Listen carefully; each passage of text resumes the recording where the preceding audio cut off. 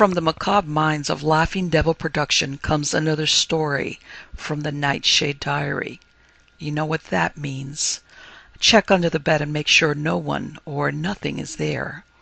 Is the closet door securely shut? Then leave your disbelief behind, amp up your imagination, and hang on tight for another ride into terror and mystery. And like all good horror stories, just imagine it's a dark and stormy night. And remember, screaming like a little girl is permitted.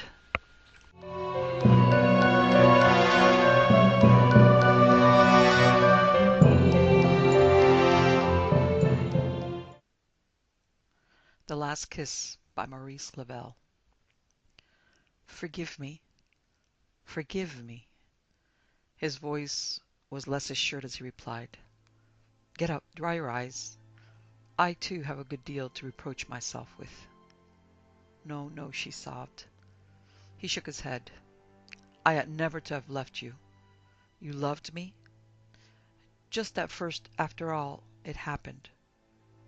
When I could still feel the fire of the vitriol burning my face, when I began to realize that I should never see again, that all my life I should be a thing of horror, of death. Certainly I wasn't able to think of it like that. It is impossible to resign oneself all at once to such a fate.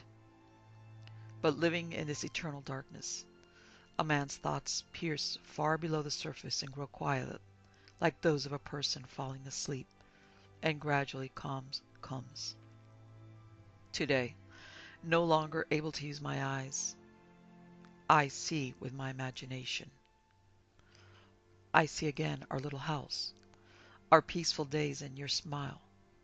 I see your poor little face the night I said that last goodbye. The judge couldn't imagine any of that, could he? And it was only fair to try to explain, for they thought only of your action, the action that made me into what I am. They were going to send you to prison, where you would slowly have faded. No years of such punishment for you could have given me back my eyes. When you saw me go into the witness box, you were afraid, weren't you? You believed that I would charge you, have you condemned?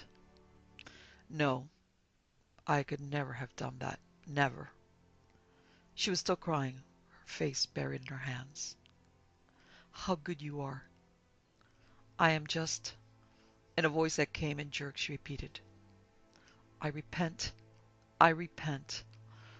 I have done the most awful thing to you that a woman could do, and you begged for my acquittal, and now you can even find words of pity for me. What can I do to prove my sorrow? Oh, you are wonderful, wonderful. He let her go on talking and weeping, his head thrown back, his hands on the arms of his chair. He listened apparently without emotion. When she was calm again, he asked, What are you going to do now? I don't know. I shall rest for a few days. I'm so tired. Then I shall go back to work. I shall try to find a place in a shop or as a mannequin. His voice was a little stifled as he asked, You are still as pretty as ever? She did not reply. I want to know if you are as pretty as you used to be. She remained silent. With a slight shiver, he murmured, It is dark now, isn't it? Turn on the light. Though I can no longer see, I'd like to feel that there is light around me. Where are you? Near the mantelpiece? Stretch out your hand. You will find the switch there. No sense, even of light, could penetrate his eyelids. But from the sudden sound of horror she stifled, he knew that the lamp was on. For the first time she was able to see the result of her work. The terrifying face streaked with white swellings, seamed with red furrows, a narrow black band round the eyes. While he had pleaded for her in court, she had crouched on her seat, weeping, not daring to look at him. Now, before this abominable thing, she grew sick with a kind of disgust.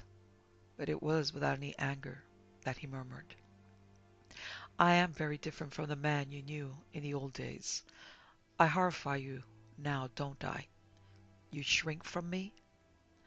She tried to keep her voice steady. Certainly not. I am here, in the same place. Yes, now. And I want you to come still nearer. If you knew how the thought of your hands tempt me in my darkness, how I should love to feel their softness once again. But I dare not. And yet that is what I wanted to ask you. To let me feel your hand for a minute in mine. We, the blind, can get such marvelous memories from such a gentle touch. Turning her head away, she held out her arm. Caressing her fingers, he murmured, Oh, how good. Don't tremble. Let me try to imagine we are lovers again just as we used to be. But you are not wearing my ring. Why? I have not taken yours off. Do you remember? You said it is our wedding ring. Why have you taken it off? I dare not wear it. You must put it on again. You will wear it? Promise me. She stammered. I promise you. He was silent for a little while, then in a calmer voice. It must be quite dark now. How cold I am. If you only knew how cold it feels when one is blind. Your hands are warm. Mine are frozen. I have not yet developed the fuller sense of touch. It takes time, they say. Present I am like a little child learning. She let her fingers remain in his sign. Oh, mon Dieu, mon Dieu. Speaking like a man in a dream, he went on. How glad I am that you came. I wonder whether you would. And I felt I wanted to keep you with me for a long, long time. Always. But that wouldn't be possible. Life with me would be too sad. You see, little ones, when people have memories like ours, they must be careful not to spoil them. And it must be horrible to look at me now, isn't it? She tried to protest.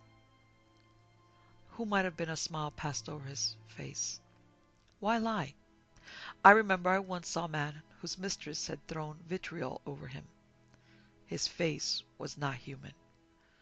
Women turned their heads away as they passed, while he, not being able to see, and so not knowing, went on talking to the people who were shrinking away from him.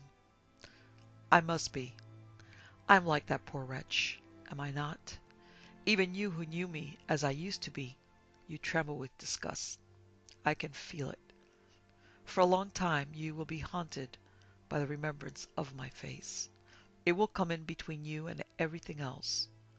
How the thoughts hurt. But don't let us go on talking about me. You said just now that you were going back to work. Tell me your plans. Come nearer. I don't hear as well as I used to. Well? Their two armchairs were almost touching. She was silent. He sighed. Oh, I can smell your scent. How I have longed for it. I bought a bottle of perfume you always used, but on me it didn't smell the same. From you it comes mixed with the scent of your skin and hair. Come nearer. Let me drink it in. You are going away. You will never come back again. Let me draw in for the last time as much of you as I can. You shiver? Am I then so horrible? She stammered. No, it is cold. Why are you so lightly dressed? I don't believe you brought a cloak. In November, too, it must be damp and dreary in the streets. How you tremble. How warm and comfortable it was in our little home. Do you remember? You used to lay your face on my shoulder, and I used to hold you close to me. Who would want to sleep in my arms now? Come nearer. Give me your hand. There.